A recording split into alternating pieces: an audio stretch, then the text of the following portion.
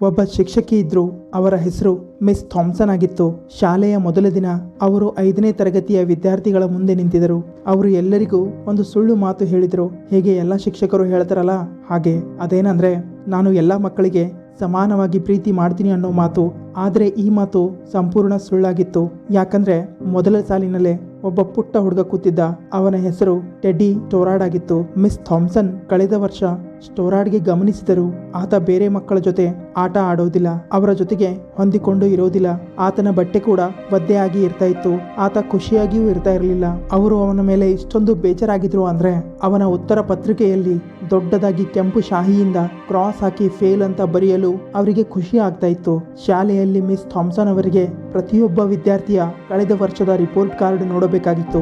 ಆದರೆ ಅವರು ಟೆಡ್ಡಿಯ ಫೈಲ್ ಅನ್ನ ಬೇಕು ಅಂತಲೇ ಎಲ್ಲಕ್ಕಿಂತ ಕೊನೆಗೆ ಇಟ್ಟಿದ್ದರು. ಒಂದೊಂದಾಗಿ ಎಲ್ಲಾ ವಿದ್ಯಾರ್ಥಿಗಳ ರಿಪೋರ್ಟ್ ಫೈಲ್ಸ್ ಗಳನ್ನ ನೋಡಿದ ಮೇಲೆ ಟೆಡ್ಡಿಯ ಫೈಲ್ ಓಪನ್ ಮಾಡಿದ್ರು. ತಕ್ಷಣ ಮಿಸ್ ಥಾಮ್ಸನ್ ಅವರಿಗೆ ಶಾಕ್ ಆಯ್ತು.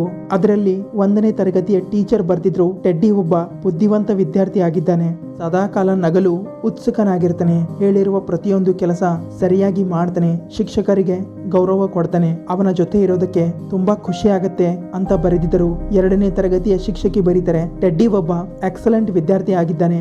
ಆತ ಅಂದ್ರೆ ಎಲ್ಲರಿಗೂ ಇಷ್ಟ. ಆದ್ರೆ ಇತ್ತೀಚೆಗೆ ಆತ ಸ್ವಲ್ಪ ಬೇಜಾರಾಗಿದ್ದಾನೆ. ಯಾಕಂದ್ರೆ ಅವನ ತಾಯಿ ಅನಾರೋಗ್ಯದಿಂದ ಬಳಲುತ್ತಿದ್ದಾರೆ. ಮತ್ತೆ ಆತನ ಕುಟುಂಬದಲ್ಲಿ ಸಮಸ್ಯೆಗಳು ಉದ್ಭವ ಆಗಿವೆ. 3ನೇ ತರಗತಿಯ ಶಿಕ್ಷಕಿ ಬರೆದಿದ್ರು, ಅವನ ತಾಯಿಯ ಸಾವು ಅವನ ಮೇಲೆ ತುಂಬಾ ಗಾಢವಾದ ಪ್ರಭಾವ ಬೀರಿದೆ. ಆತ ತುಂಬಾ ಪ್ರಯತ್ನ ಪಡ್ತಾ ಇದ್ದಾನೆ ಆ ದುಃಖದಿಂದ ಆಚೆ ಬರಲು. ಆದರೆ ಅವನ ತಂದೆ ಅವನ ಮೇಲೆ ಸ್ವಲ್ಪವೂ ಗಮನ ಕೊಡ್ತಾ ಇಲ್ಲ. ಒಂದ್ ವೇಳೆ ಅವನಿಗೆ ಸುಧಾರಣೆ ಮಾಡಲಿಲ್ಲ ಅಂದ್ರೆ ಅವನ ಮನೆಯ ಪರಿಸ್ಥಿತಿ ಅವನ ಮೇಲೆ ತುಂಬಾ ಗಾಢವಾದ ಪರಿಣಾಮ ಬೀರುತ್ತೆ. 4ನೇ ತರಗತಿಯ ಶಿಕ್ಷಕಿ ಬರೀತಾರೆ, ಟೆಡ್ಡಿ ಈಗ ತುಂಬಾ ಬದಲಾಗಿದ್ದಾನೆ. ಆತ ಒಬ್ಬನೇ ಇರ್ತಾನೆ. ಅವನಿಗೆ ಶಾಲೆಗೆ ಬರೋದ್ರಲ್ಲಿ ಯಾವುದೇ ಆಸಕ್ತಿ ಇಲ್ಲ. ಅವನಿಗೆ ಯಾರೂ ಗೆಳೆಯರೂ ಇಲ್ಲ. ಆತ ಯಾರ ಜೊತೆಗೂ ಹೊಂದಿಕೊಳ್ಳೋದಿಲ್ಲ. ಮತ್ತೆ ಕೆಲವೊಮ್ಮೆ ಆತ ಕ್ಲಾಸ್ ರೂಮಿನಲ್ಲೇ ನಿದ್ರೆ ಮಾಡ್ತಾನೆ.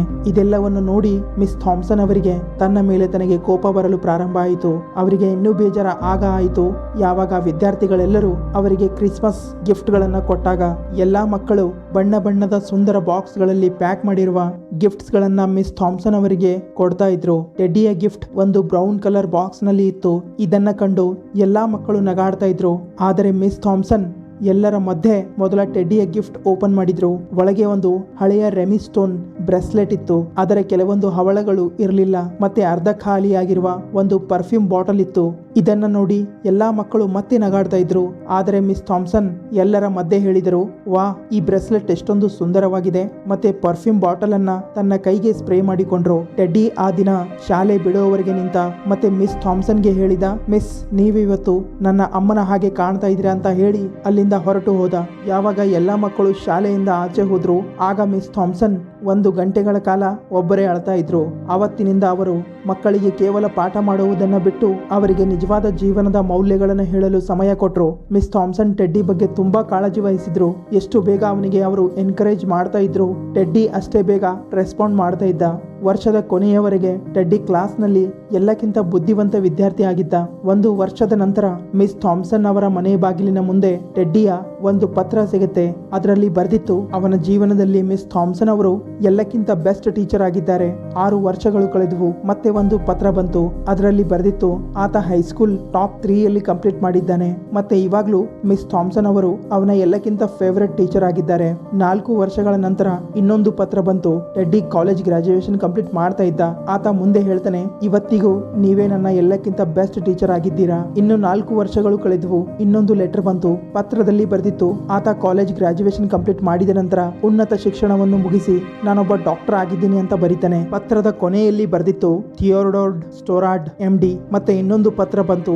ಅದರಲ್ಲಿ ಬರೆದಿತ್ತು, ಆತ ಮದುವೆ ಮಾಡಿಕೊಳ್ತಾ ಇದ್ದಾನೆ. ಆ ಮದುವೆಯಲ್ಲಿ ತನ್ನ ತಾಯಿಯ ಸ್ಥಾನದಲ್ಲಿ ಮಿಸ್ ಥಾಮ್ಸನ್ ನೀವು ಕುಳಿತುಕೊಳ್ತೀರಾ ಅಂತ ಬರೀತಾನೆ. ಮತ್ತೆ ಮಿಸ್ ಥಾಮ್ಸನ್ ಕೂಡ ಒಪ್ಪಿಕೊಂಡ್ರು. ಮತ್ತೆ ಮಿಸ್ ಥಾಮ್ಸನ್ ಆ ದಿನ ಅದೇ ಬ್ರೆಸ್ಲೆಟ್ ಧರಿಸಿದರು. ಮತ್ತೆ ಅದೇ ಪರ್ಫ್ಯೂಮ್ ಹಾಕಿದರು. ಟೆಡ್ಡಿಯ ತಾಯಿ ಹಾಕ್ತಾ ಇರೋದು. ಟೆಡ್ಡಿ ಮಿಸ್ ಥಾಮ್ಸನ್ಗೆ ಅಪ್ಪಿಕೊಂಡು ಹೇಳಿದ, ಧನ್ಯವಾದಗಳು ಮಿಸ್ ಥಾಮ್ಸನ್, ನನಗೆ ನನ್ನ ತಾಯಿ ಇನ್ನೂ ಬದುಕಿದ್ದಾರೆ ಅಂತ ಫೀಲ್ ಮಾಡಿಸಿದ್ದಕ್ಕೆ. ಮತ್ತೆ ನನಗೆ ತಿಳಿಸಿದ್ದಕ್ಕೆ ನಾನು ಕೂಡ ಜೀವನದಲ್ಲಿ ಏನಾದರೂ ಸಾಧನೆ ಮಾಡಬಹುದು ಅಂತ.